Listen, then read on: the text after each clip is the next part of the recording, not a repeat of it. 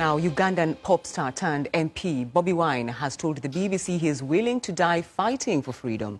The politician is currently in the US receiving medical treatment after he was allegedly tortured by Ugandan security forces. The military denies the allegations.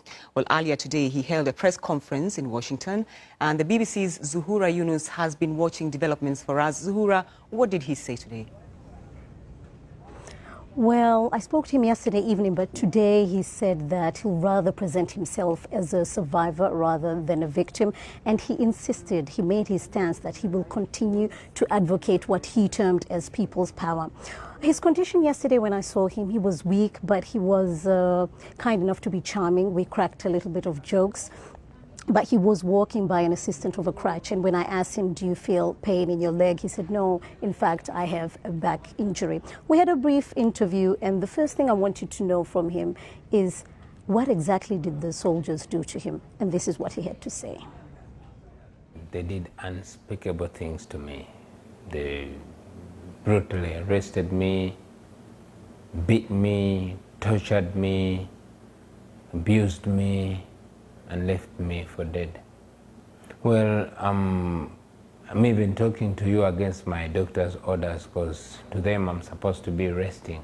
But like I've always said, the fire that burns inside me burns hotter than the fire that burns outside me. I'm sure the fire is burning on the other side as well.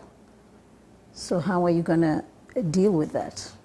Well, I'm going to continue, most importantly, calling upon Ugandans, especially the young people, to stand up for what they believe in, to not give up, never to give up, to continue pushing until they get the freedom and dignity that they deserve.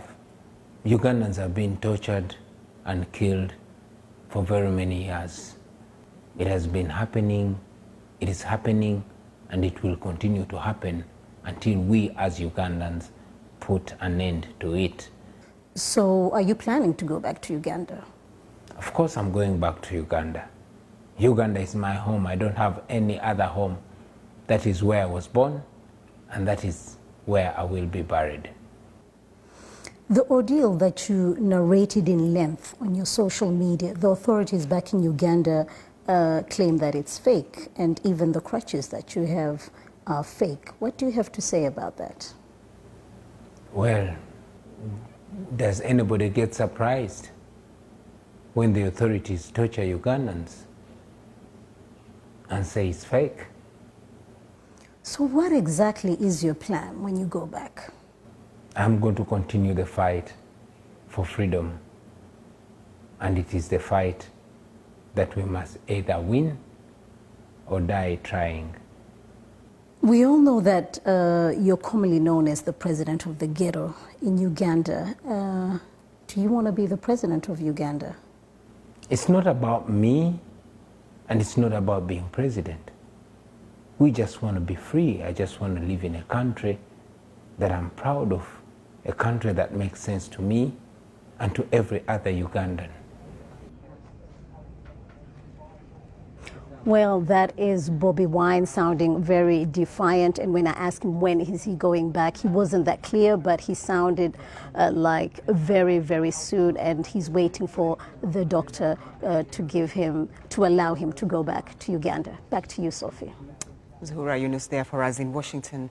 Let's now go straight to Kampala and speak to the government spokesperson, Ofuono Opondo. Thanks for taking time to talk to us on Focus on Africa. You've had these allegations. They're quite serious, made by Bobi Wine. What is the government reaction?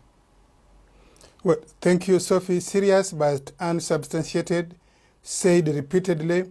The good thing is that there are many medical examinations that have been done on Bobi Wine back here in Uganda, 4 of them. The last one being last Friday by a team of specialist doctors composed by the Uganda Medical Board. We would be very glad to have Mr. Bobi Wine return with his medical examination from UK or from wherever it is, and then we match that with what we have in Uganda. Do we know what we want again to repeat? Do we know what again to repeat? Sorry, the I have to Uganda interrupt government you. does not condone torture. Where it happens, we investigate and punish culprits. We would be very glad Mr. Bobi Wine to come and raise those concerns in a competent court and findings will be made. Right.